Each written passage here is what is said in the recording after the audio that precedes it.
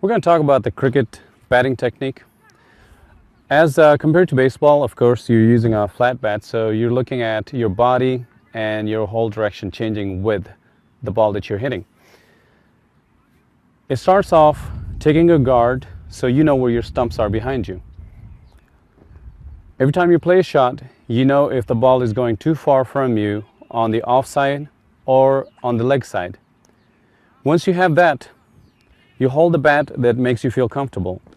Some of the batsmen, they hold the grip from the top to hit long shots, and some of the batsmen, for timing, they will hold it from the bottom. And if you increase some distance between the two hands, then you're looking at nicking the ball or playing a little more flexible. Speaking of batting, you have different techniques. Of course, just like golf playing, when you're putting, you have different putters and you have different techniques. Everybody looks at something different, and the idea is to make that shot.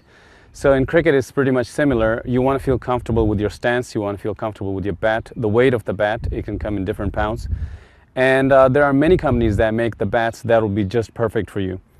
So once you have the right bat and you take your stance and the stumps are covered and you know exactly what's going on with the pitcher and everything, you will put your bat down so you know how far down it is, because of course when the ball comes at you, it's bouncing off the ground. So you have to have a sense of how far down you need to get down to hit the ball.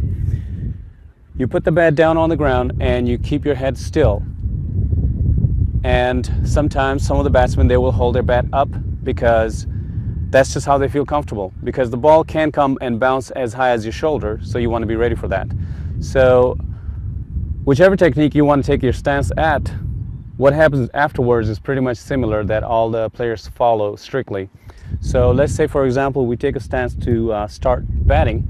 Your elbow needs to stick out because that gives you extra room to swing at the ball. There are many different shots that you can play, of course. We'll talk about that in a little bit.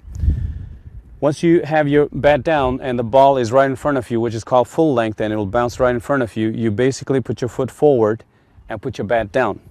That would be a defensive shot. Your bat is down, and instead of coming forward with your foot, you will stay where you're at and you will swing.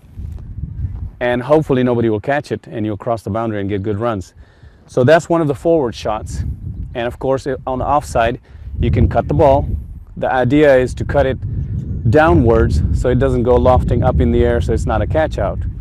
And if it is up to your shoulder coming right behind you, you want to play on your back foot. So in cricket, there's front, forward shots, and then there are back foot shots.